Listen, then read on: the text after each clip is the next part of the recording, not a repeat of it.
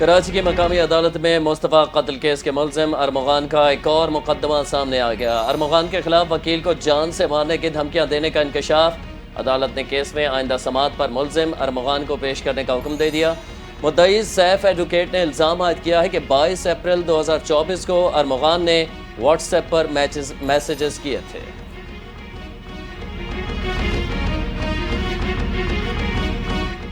Army chief general Syed Asim Munir نے Bahawalpur cantonment کا دورہ کیا اور آپریشنل تیاریوں کا جائزہ لیا۔ ISPR کے مطابق جنرل عاصم منیر نے CIMS انویسٹو چولستان اور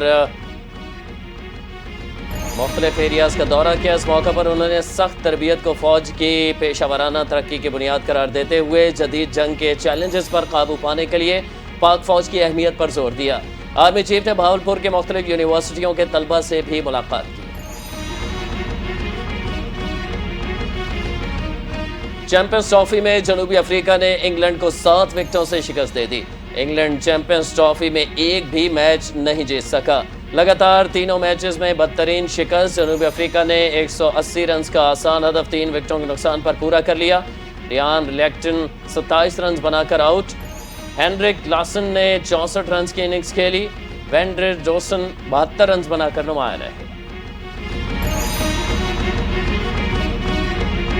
رمضان المبارک رحمتوں، برکتوں اور نعمتوں کا مہینہ، قوم کا ماہ رمضان کا خیر مقدم۔ پاکستان میں رمضان المبارک کا چاند نظر آ گیا۔ کل پہلا روزہ ہوگا۔ مساجد میں تیاریاں مکمل۔ نماز تراویح کے روح پرور اجتماعات۔ افغانستان، سری لنکا اور جاپان میں کل یکم رمضان ہوگا۔ سعودی عرب، انڈونیشیا سمیت دیگر خلیجی ریاستوں میں آج پہلا روزہ تھا۔ ماہ رمضان کے آغاز پر صدر مملکت اور وزیر اعظم نے قوم کے نام پیغام دیا ہے۔ آصف زرداری کی قوم سے اپیل، کہا اس مبارک مہینے میں خیرات اور صدقات میں بڑھ چڑھ کر حصہ لیں۔ رمضان مسلمانوں کے لیے انفرادی اور اجتماعی سطح پر اصلاح کا ماحول پیدا کرتا ہے۔ وزیر اعظم شہباز شریف نے کہا کہ ہمیں ظلم و جبر کے شکار لاکھوں فلسطینیوں اور کشمیری بہن بھائیوں کو بھی یاد رکھنا ہے۔ یہ وقت ہے کہ ہم امت مسلمہ کے اتحاد کو مضبوط کریں اور باہمی تعاون کو فروغ دیں۔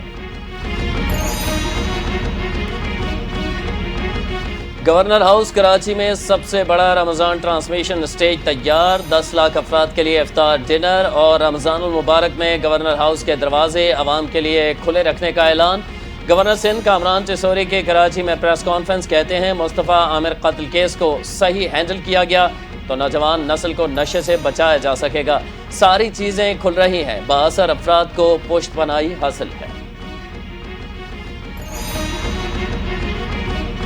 امریکہ نے اسرائیل کو $3 ارب کا اسلحہ اور بلڈوزرز فروخت کرنے کی منظوری دے دی۔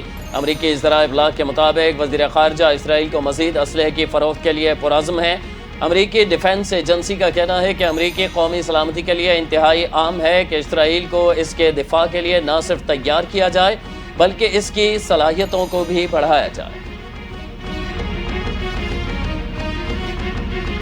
اور PCB نے بارش سے متاثرہ میچوں کے ٹکٹوں کی رقم واپسی کا اعلان کر دیا۔ ICC چیمپئنز ٹرافی کے راولپنڈی کرکٹ اسٹیڈیم میں 2 میچز بغیر گیند کروائے ختم ہو گئے تھے۔ تمام انکلوژر کے ٹکٹ واپس کر دیے جائیں گے۔ ہل ٹکٹ ہولڈرز 10 مارچ سے 14 مارچ کے درمیان پیسے واپس لے سکتے ہیں۔